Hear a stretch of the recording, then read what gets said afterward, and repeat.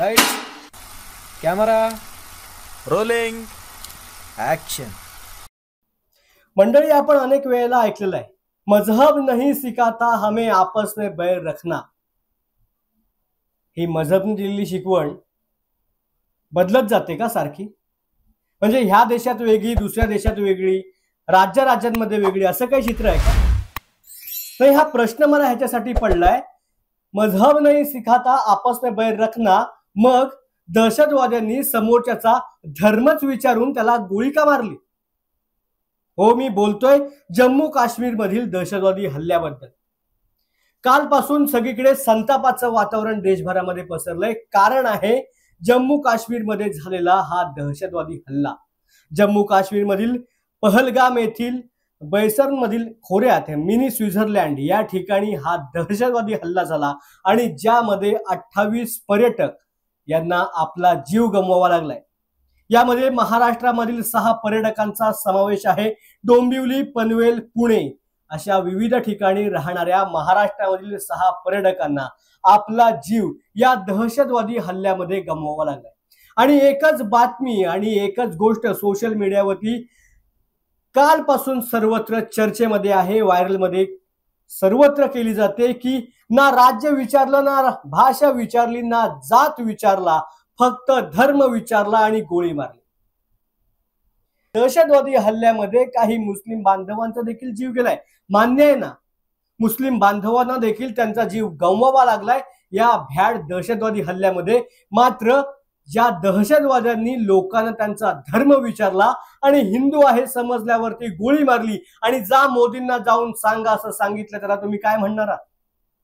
पुण्यामधील असावरी जगदाळे यांनी आपल्या सोबत घडलेला प्रकार प्रसार माध्यमांशी बोलताना सांगितलाय।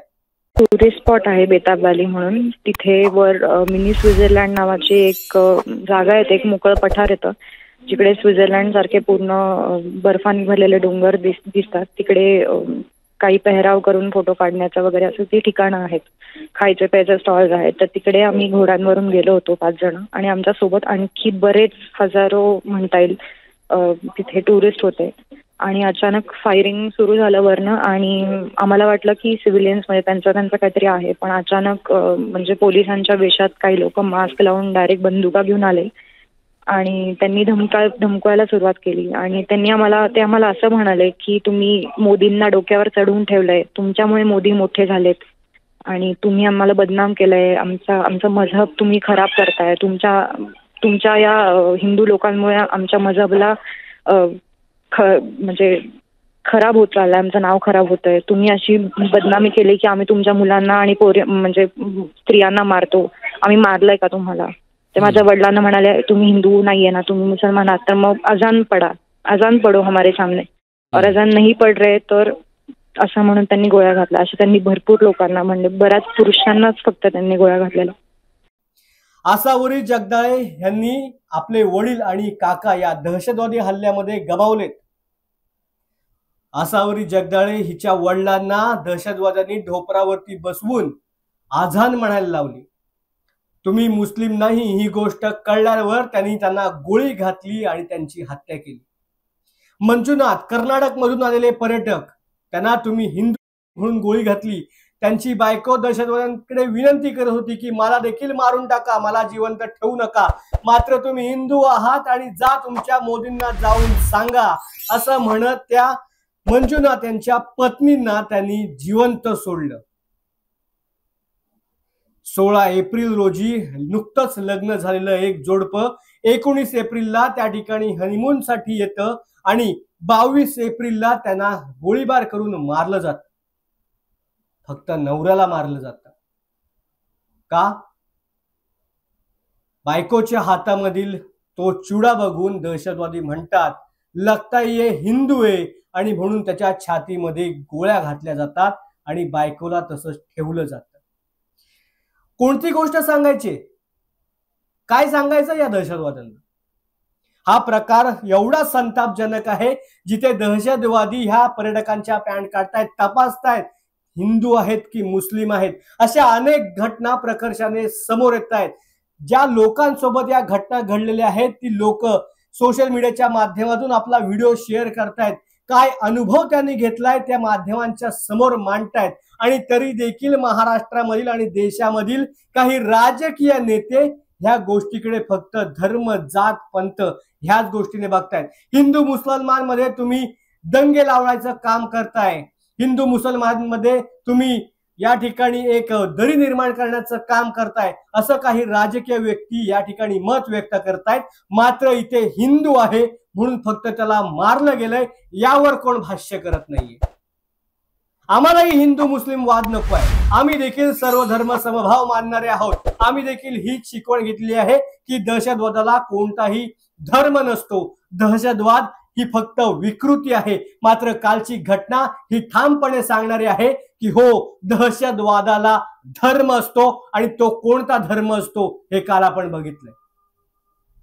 जर फक्त हिंदू म्हणून पर्यटकांना टार्गेट केलं जात असेल, हिंदू म्हणून जर पर्यटकांना मारलं जात असेल, त्यांची पॅन्ट काढली जात असेल, तपासलं जात असेल, हातातला चुडा बघून जर नवऱ्याला गोळी मारली जात असेल, तर फक्त धर्म धर्म आणि धर्म म्हणूनच दहशतवाद्यांनी हा हल्ला केलाय ही गोष्ट कुठेही चुकत नाहीये. नाहक जीव गेलेल्या लोकांबद्दल आम्हाला देखील सहानुभूती आहे. आम्ही देखील एक भारतीय म्हणून त्यांच्या पाठीमागे खंबीरपणे उभे आहोत.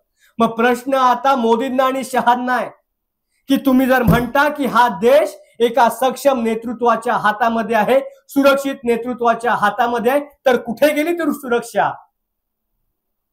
तुम्ही जर म्हणता आपला देश सुरक्षित आहे, कोणालाही घाबरण्याची काही काळजी नाही, मग आपल्याच देशामध्ये पाकिस्तान मधले दहशतवादी घुसतात आणि हिंदूंना टार्गेट केलं जातं, मुस्लिम बांधवांना मारलं जातं, आपल्या देशातील नागरिकांना मारलं जातं, तर कुठे आहे ती तुमची सुरक्षा? कुठे आहे ते तुमचे सुरक्षित हात? फक्त आपली सहानुभूती व्यक्त करायची आणि त्याच्यानंतर काहीतरी मत व्यक्त करायचं, सोशल मीडियावरती आपल्या भावना व्यक्त करायच्या, म्हणजे देशाबद्दलची आपल्याला किती सुरक्षतेची कळवळ आहे, किती काळजी आहे, असं होत नाही. पूर्ण देश तुम्हाला विचारतोय, मोदी शहा तुम्हाला हा प्रश्न देशातील प्रत्येक नागरिक विचारतोय. तुम्ही देशाचे पंतप्रधान आणि देशाचे गृहमंत्री म्हणून आता काय करणार आहात? कोणतं पाऊल तुम्ही उचलणार आहात? तुम्ही ह्या गोष्टीचा बदला कसा घेणार आहात? बघू येणाऱ्या काळामध्ये कशा पद्धतीचं उत्तर मिळते. मात्र हो, आम्ही जे पुस्तकामध्ये शिकलोय, आम्ही जे ऐकलोय, ती गोष्ट मात्र या ठिकाणी खोटी ठरते. दहशतवादाला धर्म असतो आणि कोणता असतो हे काल आपण बघितलंय. कदाचित तो धर्म येणाऱ्या काळामध्ये बदलत जाईल, त्याचं स्वरूप बदलेल, रंग बदलेल, मात्र दहशतवादाला धर्म असतो ही गोष्ट बदलणार नाही. या पहलगाम हल्ल्यामध्ये मृत्युमुखी पडलेल्या सर्व भारतीयांना US मीडियातर्फे मी अभिवादन करतो, श्रद्धांजली अर्पण करतो. त्यांच्या कुटुंबियांनी लवकरात लवकर या संपूर्ण धक्क्यातून सावरावं अशी या ठिकाणी इच्छा व्यक्त करतो आणि सरकारने या हल्ल्याच्या निषेधार्थ एक ठोस भूमिका घ्यावी आणि कठोरात कठोर कारवाई त्या दहशतवाद्यांवरती आणि पाकिस्तानावरती करावी हीच या ठिकाणी इच्छा व्यक्त करतो. धन्यवाद.